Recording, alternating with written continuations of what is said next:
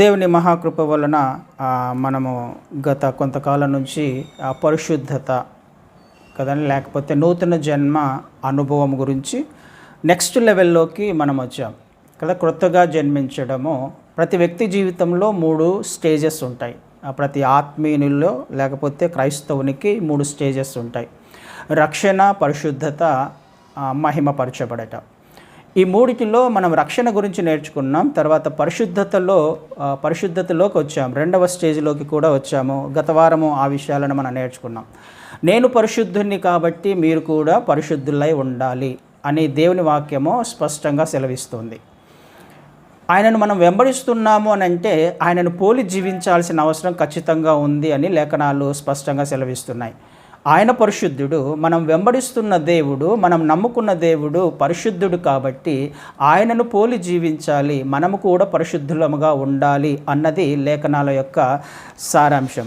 ఈరోజు కూడా పరిశుద్ధత గురించి దేవుని చిత్తంలో 1-2 మాటలు నేర్చుకోవడానికి, ధ్యానం చేసుకోవడానికి ప్రయత్నం చేద్దాం. ఈ పరిశుద్ధత అనేది దేవుడు మనకే అప్పచెప్తూ ఉన్నాడు. పరిశుద్ధులుగా ఉండండి అని ఆయన అంటున్నాడు. అంటే మనమే పరిశుద్ధులుగా ఉండాలి. పరిశుద్ధులుగా జీవించడము, పరిశుద్ధులుగా జీవించకపోవడము అనేది క్రైస్తవుని చేతిలోనే ఉంది కదండి. పరిశుద్ధతలో మనం ఎలా ఎదుగుతాము అని అంటే మన ముందు ఉన్న మార్గంలో దేవుని చిత్తాన్ని తెలుసుకుని జీవిస్తున్నప్పుడు పరిశుద్ధతలోకి ఎదుగుతాము. మన చిత్తానుసార ప్రకారంగా జీవిస్తున్నప్పుడు దేవుని చిత్తంలో నుంచి తప్పిపోయే అవకాశం ఉంది కదండి. పరిశుద్ధులుగా ఉండడము మన చేతిలోనే ఉంది. పరలోక రాజ్య వారసులుగా చేయబడము మన చేతిలోనే ఉంది. క్రైస్తవుని చేతిలోనే ఉంది. ఈ విషయము మన చేతికి అప్పచెప్తున్నాడు ఆయన. అంటే బాల్ మన కోర్టులోనే ఉంది అని అర్థం కదా. ఈ సెకండ్ స్టేజ్ అనేది 2వ దశ విశ్వాసి చేతిలోనే ఉంది కదా. ఆత్మీయుని చేతిలోనే ఉంది. ఆత్మీయంగా జీవించాలా, జీవించకూడదా?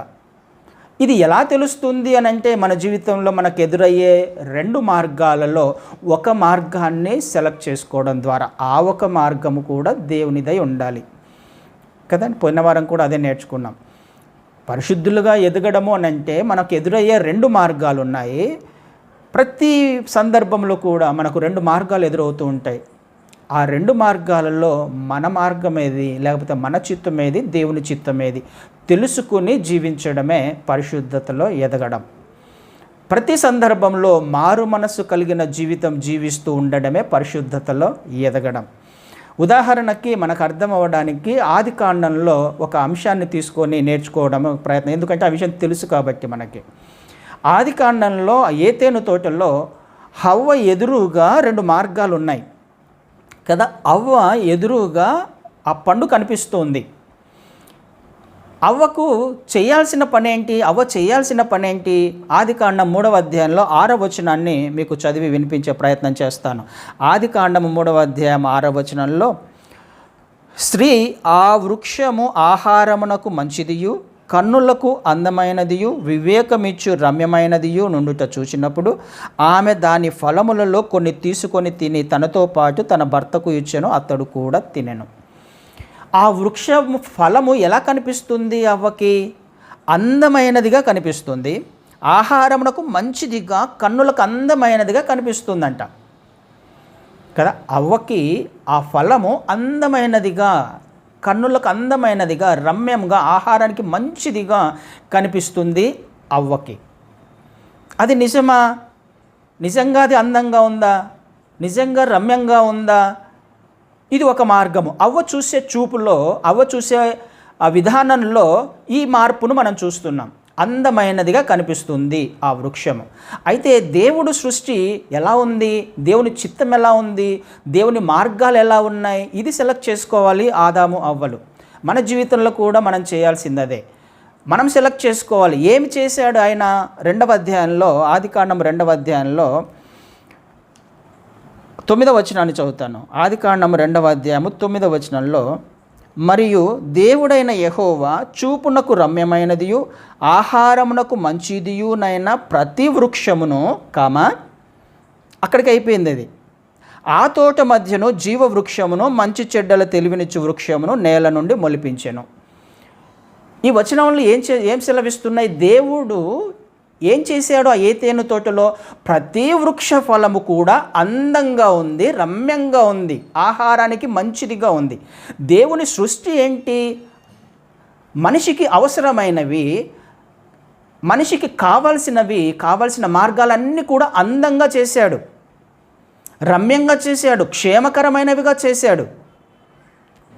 కానీ అవ్వకు కనిపించేది ఏంటి? ఎలా కనిపిస్తుంది? దేవుడు ఏదైతే చెప్పలేదో మిగతా వృక్ష ఫలాల గురించి దేవుడు వాక్యం సెలవిస్తుంది. అన్ని అందంగా ఉన్నాయి, అన్ని రమ్యంగా ఉన్నాయి, అన్ని ఆహారానికి మంచిదిగా ఉన్నాయి. కామ పెట్టాడు, అక్కడికి ఒక పార్ట్ అయిపోయింది. కానీ మిగతా వాటిని గురించి అందంగా చెప్పలా. జీవవృక్ష ఫలమును గురించి కానీ, లేకపోతే మంచి చెడ్డల వృక్ష ఫలం గురించి అందంగా ఉన్నాయి, రమ్యంగా ఉన్నాయి, ఆహారానికి మంచిగా ఉన్నాయని చెప్పలా. మిగతా వాటి గురించి చెప్పాడు కదండి. అంటే 100 చెట్లు ఉంటే 99 చెట్ల గురించి చెప్పాడు, ఒక చెట్టు గురించి చెప్పలా. కానీ ఇక్కడ అవ్వకేం కనిపిస్తుంది? 99 చెట్లు కనపల్లా, ఒక చెట్టు అందంగా కనిపిస్తుంది, రమ్యంగా కనిపిస్తుంది. ఇది అర్థం కావాలి. 2 మార్గాలు ఉన్నాయి మన మధ్యలో. ఆదాము అవ్వకు 2 మార్గాలు ఉన్నాయి ఆనాడు. మనకు కూడా ప్రతి సందర్భంలో 2 మార్గాలు ఉన్నాయి. ఎవరికి ఏది అందంగా కనిపిస్తుంది? ఏ మార్గాన్ని సెలెక్ట్ చేసుకోవాలి? పరిశుద్ధతలో ఎదగడము అనంటే మన ముందు 2 మార్గాలు ఉంటాయి. అది నీ ఇష్ట ప్రకారమా, దేవుని ఇష్ట ప్రకారమా? నీ చిత్తమా, దేవుని చిత్తమా? అవ్వకు 2 మార్గాలు ఉన్నాయి. దేవుడు అందంగా చేసిన చెట్ల వైపు చూసి ఆహారంగా భుజించాలి, దీనిని విడిచిపెట్టాలి. కానీ అవ్వకేం కనిపిస్తుంది? అవి కాదు, కానీ ఇదొక్కటే కనిపిస్తుంది. 99 అక్కర్లా తనకి, కానీ ఒక్కదాని గురించి ఆలోచన చేస్తుంది. ఆ ఒక్క మార్గం గురించి ఆలోచన చేస్తుంది. ఎందుకు? అది తనకు ఇష్టము. ఎందుకు తనకు ఇష్టమైంది? అక్కడ ఒక మాట ఈ అపవాది మాట్లాడుతున్నట్టుగా చూస్తున్నాం. మనం ఒక్కొక్కసారి పైకి వెళ్తే 5వ వచనంలో, ఏలయనగా మీరు వాటిని తిను దినమున మీ కన్నులు తెరవబడుననియు మీరు మంచి చెడ్డలను ఎరిగిన వారై దేవతల వలె ఉందురనియు దేవునికి తెలియనని స్త్రీతో చెప్పగా. ఎందుకు అందంగా కనిపించాయి కదా? మీరు దేవతల వల్లే ఉంటారు, మీకు దేవుడు అక్కర్లా. ఇంకా దేవుని క్రింద జీవించాల్సిన అవసరంలా, దేవుడు చెప్పిన మాటలు వినాల్సిన అవసరం. మీరే దేవతల వల్లే ఉంటారు కదండి. మీరే దేవతల వల్లే ఉంటారు. మీకే జ్ఞానం వస్తుంది, మంచి చెడ్డలు ఏంటో మీకే తెలుస్తాయి. మీ మార్గంలో మీరు నడవచ్చు, మీ జీవితాన్ని మీరు జీవించవచ్చు కదండి. ఏం చేస్తుంది? ఒక చిన్న మోసము, ఒక చిన్న అబద్ధము, లేకపోతే దేవుని చిత్తములో లేని మాటలు తీసుకొని రావడం వలన తన హృదయము ప్రేరేపించబడి 99 వాటిని పక్కన పెట్టి ఈ ఒక్క మార్గాన్ని ఎన్నుకుంది. ఎన్నుకోవలసినది ఏది, ఎన్నుకోకూడనిది ఏది, నడవవలసినది ఏది, నడవకూడనిది ఏది అనేది తెలియాలి విశ్వాసికి. ఆదాము అవ్వలకు తెలియాలి. కానీ అవ్వ చేసిన పని ఏంటి? దేవుని చిత్తములో లేని, దేవుడు వద్దన్నది చేసింది. దాని ద్వారా అప్పటిదాకా పరిశుద్ధులుగా ఉన్న ఆదాము అవ్వలు, అప్పటిదాకా దేవుని చిత్తములో నడిచిన ఆదాము అవ్వలు, అప్పటిదాకా ఏతేను తోటలో దేవుని సన్నిధిని అనుభవించిన ఆదాము అవ్వలు, వాళ్ళు సెలెక్ట్ చేసుకున్న మార్గము ద్వారా, వాళ్ళ చిత్తాన్ని వారు నెరవేర్చుకోవడం ద్వారా దేవుని మందిరంలో నుంచి, లేకపోతే ఏతేను తోటలో నుంచి, దేవుని సన్నిధిలో నుంచి బయటికి గెంటి వేయబడ్డారు. పరిశుద్ధంగా జీవించాల్సిన వాళ్ళు కదా, పరిశుద్ధంగా జీవించాలా. దీనినే మనము పరిశుద్ధతలో ఎదగడము అంటున్నాం కదా. పరిశుద్ధతలో ఎదగడము ఏంటి అని అంటే 2 మార్గాలు ఉంటాయి, 2 ఆలోచనలు ఉంటాయి, 2 తలంపులు ఉంటాయి. ఈ రెండిట్లో నా ఇష్టం కాదు కావాల్సింది, దేవుడు ఏం చెప్పాడు, దేవుని చిత్తం ఏమై ఉంది, ఎందుకు తప్పించబడ్డారు, ఎందుకు ఏతేను తోటలో నుంచి వాళ్ళు వెళ్ళిపోయారు అని అంటే దేవుని చిత్తము, దేవుని మార్గాన్ని వాళ్ళు సెలెక్ట్ చేసుకోవాలా. తమ చిత్తాన్ని, తమ మార్గాన్ని. అవ్వకు, ఆదాముకు కూడా 2 మార్గాలు ఉన్నాయి అక్కడ. అవ్వ తిన్నది సరే, అవ్వ తీసుకొని వచ్చి ఇచ్చింది పండు, కానీ ఆదాముకు తెలియాలిగా ఇది కరెక్టా కాదా అని. దేవుడు చెప్పాడు కదా ఆదాముకి, దేవుని మాటలు గుర్తుకు రావాలి, అవ్వ ఏం చెబుతుంది తెలియాలి. ఈ రెండిట్లో చూస్ చేసుకోవడం అనేది ప్రాముఖ్యమైనది. ఒకవేళ తినకుండా ఉండింటే కథ వేరేదిగా ఉండేదేమో. దేవుడు ఇలా చెప్పాడు కదా ఎందుకు చేసావని ఒకవేళ తను తినకుండా ఉండింటే దేవుని చిత్తము మరి ఎలా ఉండేదో మనకు తెలియదు. కానీ ఆదాము చూస్ చేసుకోవాల్సింది కూడా దేవుని చిత్తాన్ని. కానీ అవ్వను అవ్వ ఏదైతే ఇచ్చిందో అది తినడం ద్వారా ఇద్దరు పాపం చేసి బయటికి వెళ్ళిపోయారు. పరిశుద్ధత లేకుండా, లేకపోతే హృదయ శుద్ధి లేకుండా దేవుణ్ణి చూడలేము. అది మనకు మత్తయి సువార్త 5వ అధ్యాయంలో చూస్తాం. హృదయ శుద్ధి కలవారు ధన్యులు, వారు దేవుణ్ణి చూస్తారు, దేవుని సన్నిధిని అనుభవిస్తారు. కాబట్టి హృదయ శుద్ధి అనేది, పరిశుద్ధత అనేది దేవుడు మనకే అప్పచెప్తున్నాడు. మనమే జీవించాలి పరిశుద్ధంగా. ఎన్నుకోవడము మన చేతిలోనే ఉంది. ఏ విధంగా తప్పించబడ్డారు వీళ్ళు ఆ పరిశుద్ధతలో నుంచి? కదా, వాళ్ళు తప్పించబడ్డారు. వారి ఎదురుగా ఉన్న ఆకర్షణీయమైన, అందంగా కనిపించే దేవుని చిత్తములో లేని మార్గాల ద్వారా. కదా, మనం కూడా అపరిశుద్ధతలోకి ఎలా వెళ్తాం? దేవుని చిత్తములో నుంచి ఏ విధంగా తప్పించబడతాము అని అంటే, మన ఎదుట చాలా అట్రాక్టివ్గా కొన్ని మార్గాలు వస్తూ ఉంటాయి కదా. ఈ 99 చెట్లను పక్కన పెట్టగలిగేంతగా అందంగా కనిపించింది ఆ పండు అవ్వకి కదండి. దేవుడు ఏదైతే అందంగా చేశాడో, రమ్యంగా చేశాడో అవి కనిపించకుండా అందంగా, రమ్యంగా, వాటన్నిటికంటే ఇది అందంగా, రమ్యంగా కనిపించింది కదా. అంత అట్రాక్టివ్గా కనిపించింది తనకి. దేవుని చిత్తములో లేని మార్గాలు, మన ఇష్ట ప్రకారంగా ఉన్న మార్గాలు చాలా ఆకర్షణీయంగా ఉంటాయి కదా. మనం వెళ్తూ ఉంటాం ఏదో ఎగ్జిబిషన్కో, లేకపోతే పలానా జిగేల్ అంటూ ఉంటాయి అన్నీ కదా. ఆకర్షణీయంగా ఉంటాయి అన్నీ. చూడంగానే అవి కొనాలి, ఇవి కొనాలి, లేకపోతే అది తినాలి, ఇది ఆకర్షణీయంగా ఉంటాయి. అటువైపు మనసు లాగేంతగా. అంటే మన జీవితంలో మనము వెళ్తున్న ప్రతి పరిస్థితిలో, ప్రతి మార్గంలో మనల్ని ఆకర్షించి దేవుని చిత్తములో నుంచి తప్పించి అపరిశుద్ధంగా, అపవిత్రంగా జీవించే మార్గాలు మనకు ఎప్పుడు ఉంటాయి, మన ముందు ఎప్పుడు వస్తూ ఉంటాయి అనే విషయము మనము ఖచ్చితంగా గమనించాలి క్రైస్తవులముగా, విశ్వాసులముగా కదా. పరిశుద్ధతను మనమే మిస్ చేసుకునే అవకాశం ఉంది. మనం ఎన్నుకునే మార్గం ద్వారా, మనం వెళ్ళే మార్గం ద్వారా, మనం చేసే ఆలోచన ద్వారా, మనం మాట్లాడే మాటల ద్వారా, మన ప్రవర్తన ద్వారా మనమే అపవిత్రంగా జీవించే అవకాశం ఉంది. అందుకనే ఆయన అంటున్నాడు, ఒకవేళ నిజంగా నన్ను వెంబడించాలనుకుంటున్నావా, నిజంగా నన్ను ప్రేమిస్తున్నావా, నేను పరిశుద్ధుడని నీకు తెలుసు కదా, అలాంటప్పుడు నువ్వు కూడా పరిశుద్ధంగా జీవించడానికి నువ్వే ప్రయత్నం చేయాలి. నీ ముందున్న 2 మార్గాలలో నా చిత్తం ఏంటో తెలుసుకొని నువ్వే జీవించాలని దేవుడే మనకు మాట్లాడుతున్న మాటలు. మనమే పరిశుద్ధంగా జీవించాల్సిన అవసరము ఖచ్చితంగా ఉంది కదండి. పరిశుద్ధత, హోలీ అంటే అర్థం ఏంటి? కాన్సక్రేట్ చేసుకో, డెడికేటెడ్ టు గాడ్ కదా. కాన్సక్రేట్ చేసుకోవడం, ఆయనకు మనల్ని మనం ప్రతిష్ఠించుకోవడము కదా. మనంతకు మనమే కాన్సక్రేట్ చేసుకోవడం అంటే ప్రతిష్ఠించుకోవడము. అది మన హృదయంలో నుంచి రావాల్సిన అవసరం ఖచ్చితంగా ఉంది. మన హృదయము శుద్ధిగా ఉండవలసిన అవసరం. విధిన్లో నుంచి, మన ఆలోచనలో నుంచి మన ప్రవర్తన బయటికి రావాలి. అది లోపల ముద్రించబడినప్పుడు, హృదయంలో ముద్రించబడినప్పుడు మనం చేసే ఆలోచన, ప్రవర్తన మారిపోయే అవకాశం ఉంది కదండి. పరిశుద్ధత లేకుండా దేవుణ్ణి చూడలేం, పరిశుద్ధంగా లేకుండా పరలోక రాజ్యంలో ప్రవేశించలేం. ఇది ఖచ్చితంగా మనం నేర్చుకోవాల్సిన అంశము. ఇంకొక విషయాన్ని ఇంకొక ఎగ్జాంపుల్ చూసే ప్రయత్నం చేద్దాము. దానియేలు గ్రంథం ఒక మాట చూద్దాం. దానియేలు గ్రంథం 1వ అధ్యాయంలో 3 నుంచి చదువుతాను. దానియేలు గ్రంథము 1వ అధ్యాయము 3వ వచనం నుంచి చదువుతాను. రాజు అష్పనోజు అను తన నపుంసకుల అధిపతిని పిలిపించి అతనికి ఇలాగూ ఆజ్ఞాపించాను. ఇజ్రాయేలీయుల రాజవంశములలో ముఖ్యులై లోపము లేని సౌందర్యమును, సకల విద్యా ప్రవీణతయు, జ్ఞానము కలిగి తత్వజ్ఞానము తెలిసిన వారై రాజు నగరునందు నిలువదగిన కొందరు బాలురను రప్పించి కల్దీయుల విద్యను, భాషను వారికి నేర్పుము. మరియు రాజు తాను భుజించు ఆహారములో నుండి, తాను పానము చేయు ద్రాక్షరసంలో నుండి అనుదిన భాగము వారికి నియమించి 3 సంవత్సరములు వారిని పోషించిన పిమ్మట వారిని తన ఎదుట నిలవబెట్టున్నట్లు ఆజ్ఞ ఇచ్చెను కదా. యూదులు చెరలోకి వెళ్ళిపోయారు. కల్దీయుల చెరలోకి, బబులోను చెరలోకి వెళ్ళిపోయారు. వెళ్ళిపోయిన తర్వాత అక్కడ బబులోను రాజు చెబుతున్న మాట ఏమని చెప్తూ ఉన్నాడు అక్కడ? ఎవరైతే మనము తీసుకొని వచ్చామో యవనస్తులను తీసుకురండి, రాజవంశంలోని యవనస్తులను తీసుకురండి, వీళ్ళు అందులో కూడా మళ్ళీ సపరేట్ చేయాలి. వీళ్ళకు జ్ఞానము తెలిసి ఉండాలి కదా, సౌందర్యంగా ఉండాలి, లోపము లేని వాళ్ళై ఉండాలి. అక్కడ కొన్ని క్వాలిఫికేషన్స్ ఉన్నాయి. వీళ్ళందరినీ పక్కన పెట్టి వీళ్లకు మన విద్యను బోధించండి, మన జ్ఞానాన్ని బోధించండి, సకల విద్యలు నేర్పించండి.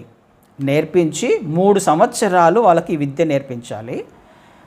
అంత మాత్రమే కాదు, వారికి ఆహారంగా రాజుకిచ్చే ఆహారం వాళ్ళకి ఇవ్వాలి, రాజు చేసే భోజనం వారికి ఇవ్వాలి. 3 సంవత్సరాల తర్వాత నా వద్దకు తీసుకురండి. ఇక్కడ 3 విషయాలు మనం గమనించాలి. యవ్వనస్తులకి 16-17 సంవత్సరాల యవ్వనస్తులు అందరూ అక్కడ ఆ టైంలో దానియేలు, షడ్రకు, మెషకు, అబేద్నెగోల వయసు చిన్న వయసు యవ్వనస్తులు. అయితే చాలామంది ఉన్నారు, ఆ 4 మాత్రమే కాకుండా చాలామంది ఉన్నారు, ఇంకా మిగతా వాళ్ళు కూడా ఉన్నారు. వీళ్ళందరికీ ఒక ఆఫర్ ఇచ్చారు, రాజు ఒక ఆఫర్ ఇచ్చాడు. ఏంటది? సకల విద్యలు నేర్పిస్తున్నాడు కదా, సకల విద్యలు నేర్పిస్తున్నాడు మొదటిది. రెండవది కావలసిన ఆహారము, ఫుడ్, బెడ్ ఇస్తున్నాడు. మూడవది ఉద్యోగం గ్యారంటీ కదండి. తీసుకొని వచ్చి ఏం చేయాలి వాళ్ళని? రాజు సమ్ముఖంలో అంటే రాజమందిరంలో, దర్బారులో వారికి కావాల్సిన స్థితిని లేకపోతే పొజిషన్ని ఇవ్వడానికి. యవ్వనస్తులకి కావలసినవన్నీ కూడా అక్కడ ఆఫర్ చేయబడ్డాయి కదా. ఒక మంచి ప్యాకేజ్ ఇస్తున్నాడు వాళ్ళకి. గ్యారంటీ ఉద్యోగం ఉంది, కావాల్సిన ఫుడ్ ఉంది, కావాల్సిన ట్రైనింగ్ కూడా ఉంది. ఇంతకంటే కావాల్సింది ఏముంది యవ్వనస్తులకి కదండి? అంతే కదా. ఉద్యోగం ఉంది, ఫుడ్ ఉంది, ఫ్రీగా, ఇవన్నీ ఫ్రీగా వచ్చేవి అన్నీ ఉన్నాయి. అయితే ఈ సందర్భంలో అట్రాక్టివ్గా ఉంది కదా, చాలా ప్యాకేజ్ చాలా అట్రాక్టివ్గా ఉంది కదా. వారి ముందర అట్రాక్టివ్ ప్యాకేజ్ ఉంది. కానీ ఎంతమంది ఉన్నారో తెలియదు, కానీ అంతమందిలో నుంచి ఒక 4 మాత్రం వేరుపరచబడ్డారు. ఒక 4 మాత్రం దీనిని అంగీకరించాల. అయితే వాళ్ళు మాట్లాడుతున్న మాట ఏంటి అక్కడ? 8వ వచనాన్ని చదువుతాను. రాజు భుజించు భోజనమును పానము చేయు ద్రాక్షరసమును పుచ్చుకొని తన్ను అపవిత్రపరచుకొనకూడదని దానియేలు ఉద్దేశించి తాను అపవిత్రుడు కాకుండానట్లు వాటిని పుచ్చుకొనకుండా సెలవిమ్మని నపుంసకుల అధిపతిని వేడుకొనగా. కానీ ఇక్కడ దానియేలు మాట్లాడుతున్న మాట, ఇవి తినడం వలన ఏమవుతాడంటే తను అపవిత్రపరచబడకుండానట్లు అని రాయబడింది. అంటే ఈ ఆఫరు ఏదైతే రాజు ఇచ్చాడో వాళ్ళని అపవిత్రపరుస్తుంది. దేవుని ఉద్దేశం ఏంటి? దేవుని ప్రజలు, దేవుని పిల్లలు ఏం చేయాలి? ఆయన ఆజ్ఞ ఏంటి? ఆయన చిత్తం ఏంటి? పరిశుద్ధంగా ఉండండి, నేను పరిశుద్ధుడను కాబట్టి మీరు పరిశుద్ధంగా ఉండండి. వాళ్ళ ముందు ఇప్పుడు 2 మార్గాలు ఉన్నాయి. అంతమంది యవనస్తుల ముందు 2 మార్గాలు ఉన్నాయి. ఆఫర్ను తీసుకోవడమా, ఆఫర్ను తీసుకొని వారు అపవిత్రపరచబడమా, అపవిత్రపరచబడుతూ దేవుని చిత్తములో నుంచి తప్పిపోవడమా. ఇంకొకటి, ఈ ఆఫర్ను తీసుకోవడం వలన వారు అపవిత్రపరచబడతారు అని ఎరిగి తెలుసుకొని దానిని తిరస్కరించడమా, ఆ మార్గంలో వెళ్లకుండా ఉండడమా. కానీ ఆఫర్ను తిరస్కరించడం అంటే మామూలు విషయం కాదు. రాజు ఇచ్చిన ఆఫర్ అది, కానీ ప్రాణానికే ప్రమాదం. అయినప్పటికీ ప్రాణం మీద వారికి తీపి లేదు. ప్రాణం ఇంపార్టెంట్ కాదు వారికి, దేవుని చిత్తం ఇంపార్టెంట్ కదా. పరిశుద్ధంగా జీవించడము ప్రాముఖ్యం వాళ్ళకి.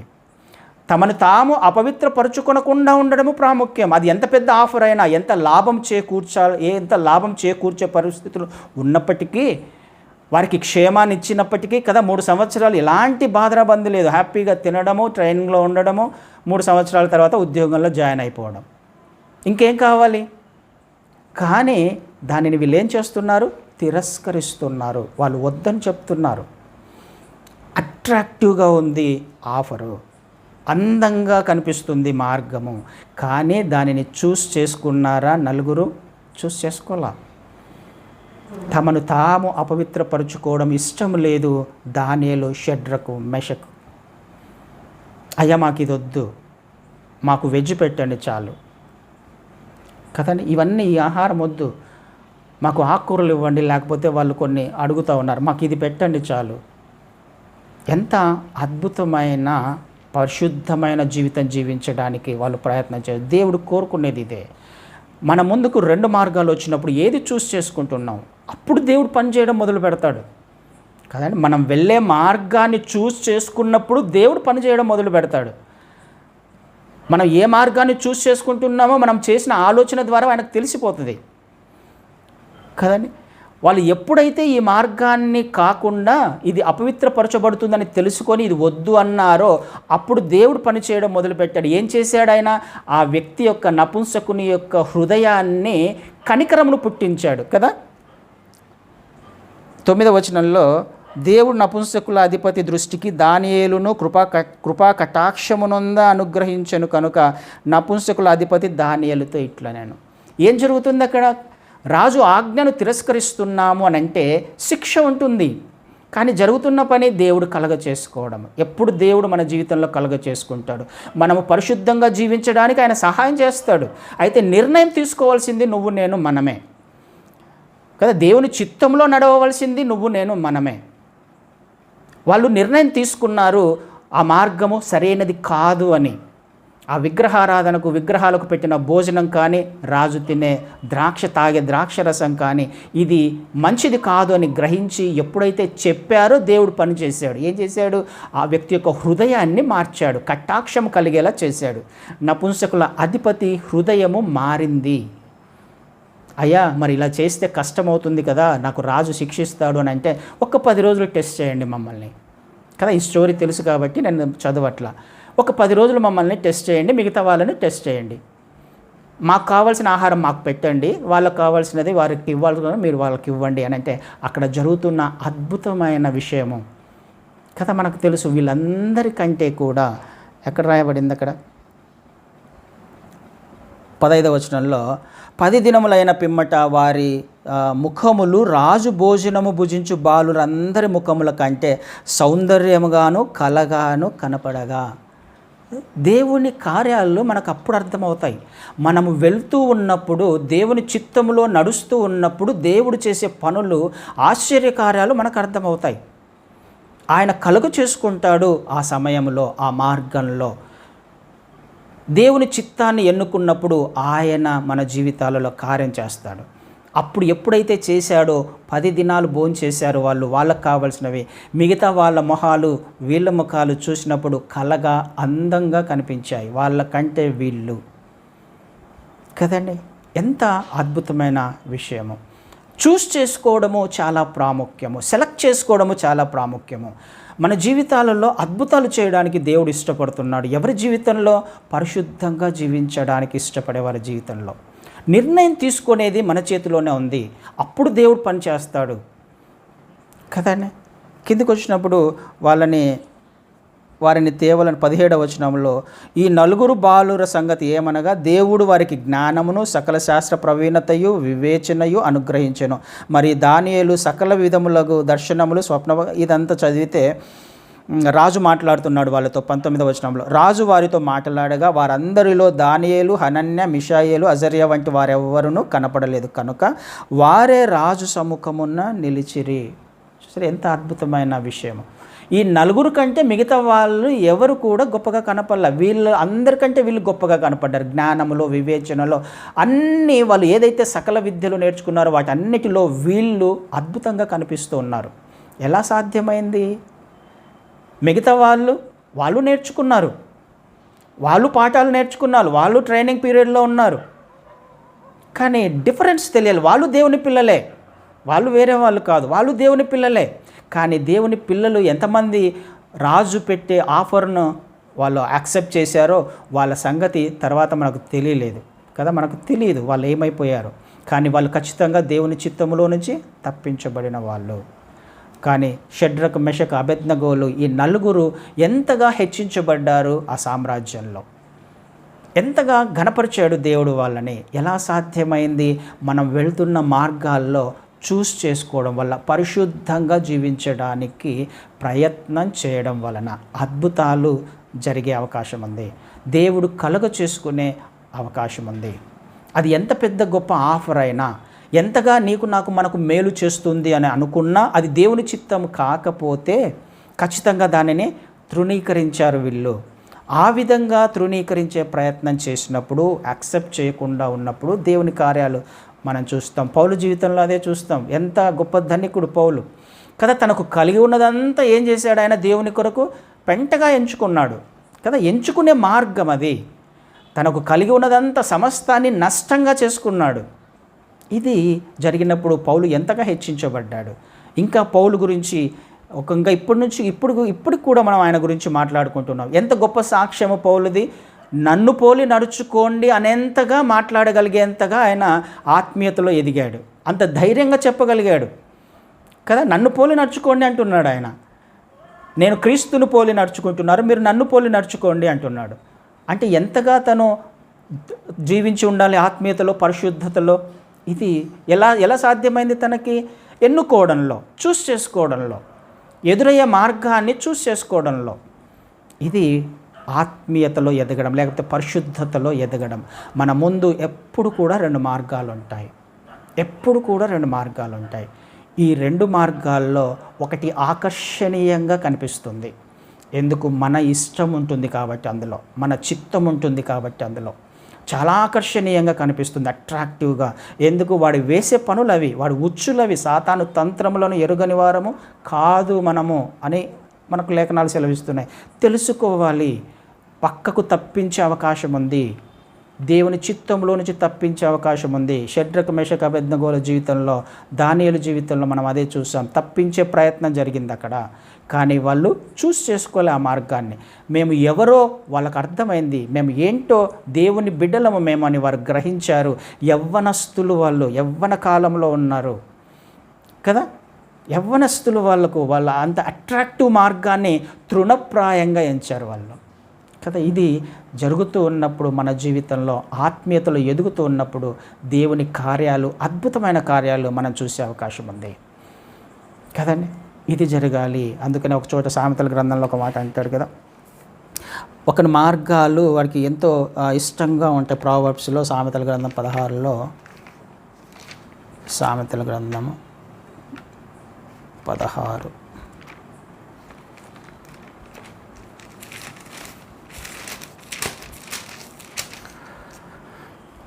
25 వచనము.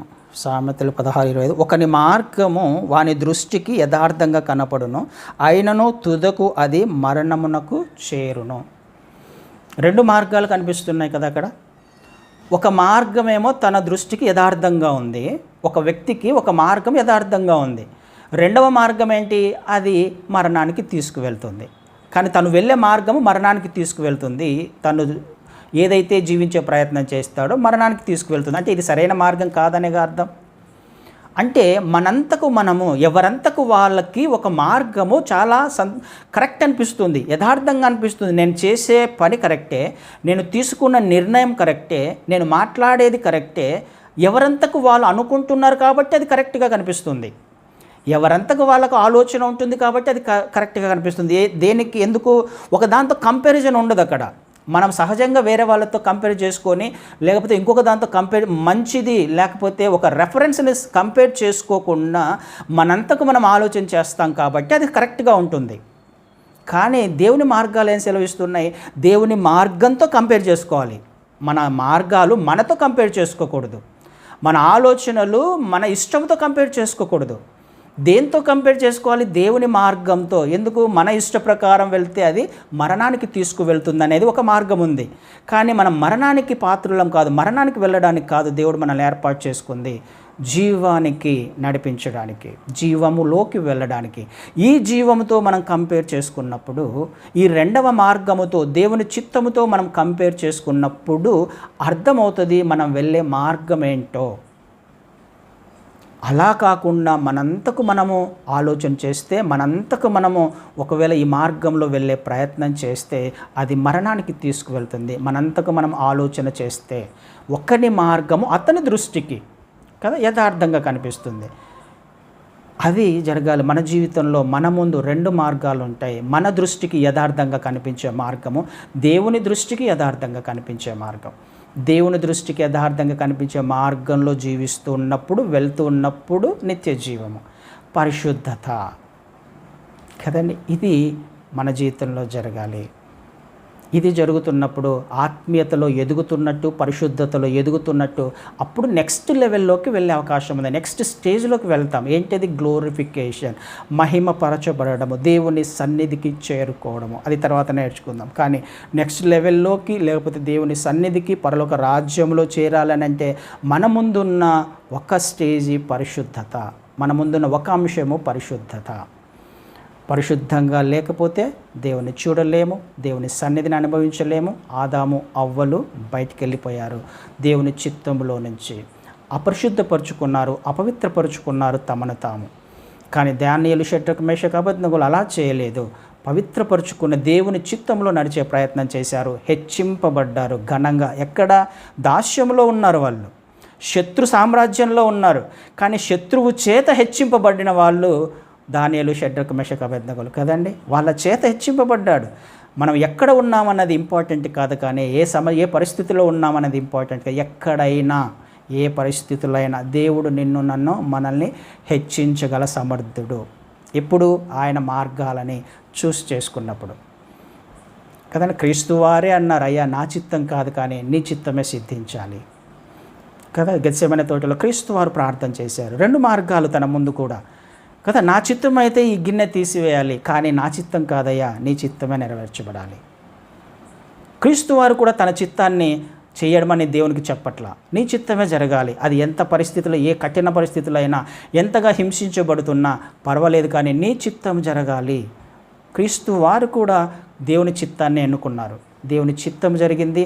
భూమిలో, ఆకాశంలో, పరలోకంలో, భూమి ప్రతి వారిలో, ప్రతి అధికారం మీద క్రీస్తు వారిని హెచ్చించాడు. ఆయన గొప్పగా హెచ్చించబడ్డాడు. అన్ని నామముల కంటే ఉన్నతమైన నామంగా క్రీస్తు వారు హెచ్చించబడ్డారు. ఎప్పుడు? దేవుని చిత్తానికి తలొగ్గినప్పుడు. తన చిత్తం కాదు, తన ఇష్టం కాదు. క్రీస్తు వారు ఎప్పుడు వచ్చినా నేను నా కొరకు నా చిత్తం నెరవేర్చుకోవడానికి రాలేదు, తండ్రి చిత్తాన్ని నెరవేర్చడానికి వచ్చాను అంటాడు కదా. మన జీవితాల్లో కూడా తండ్రి చిత్తము, తండ్రి చెప్పిన మార్గంలో పరిశుద్ధంగా జీవించడానికి ప్రయత్నం చేసినప్పుడు అద్భుతాలను మన జీవితంలో చూసే అవకాశం ఉంది. దీని ద్వారా మాత్రమే మనము పరలోక రాజ్యంలో వెళ్ళగలం. ఇది నీ చేతిలో, నా చేతిలో, మన చేతిలో ఉంది. పరిశుద్ధంగా జీవించడమా, పరిశుద్ధంగా జీవించకపోవడమా మన చేతిలో ఉంది. ఇది మనం నిర్ణయం తీసుకోవాల్సింది. మన నిర్ణయం మీద మాత్రమే ఈ పరిశుద్ధత ఆధారపడి ఉంది. అప్పుడు మాత్రమే మనము పరలోక రాజ్యానికి వారసులుగా చేయబడతాం. హల్లెలూయా. అతి కృప దేవుడు మనందరికీ అనుగ్రహించును గాక.